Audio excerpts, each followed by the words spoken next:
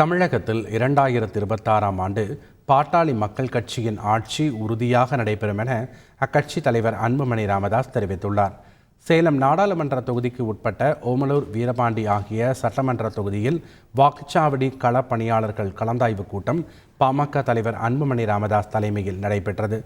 அதில் பங்கேற்று பேசிய அன்புமணி ராமதாஸ், சேலம் மாவட்டம் பாட்டாளி மக்கள் கட்சியின் கோட்டை என்றார்.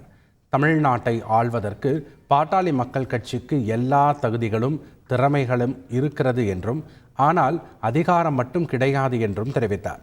2026ஆம் ஆண்டு தமிழகத்தில் பாட்டாளி மக்கள் கட்சியின் ஆட்சி உறுதியாக நடைபெறும் என்றும், அதற்கு முன்னோட்டமாக இந்த தேர்தலில் நாம் வெற்றி பெற வேண்டும் என்றும் அவர் தெரிவித்தார்.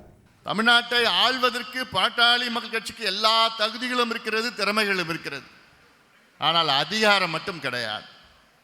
34 ஆண்டு காலமாக நம் கட்சி தொடங்கி 34 ஆண்டு காலமாக நாம் போராடி மக்களுடைய உரிமைகளை பெற்றுத் தருகிறோம்.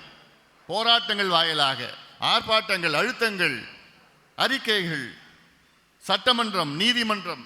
ஆனால் அந்த அதிகாரம் நமக்கு கிடைச்சதுன்னா ஒரு கையெழுத்து, போராட்டம், ஆர்ப்பாட்டம் எதுவுமே தேவையில்லை.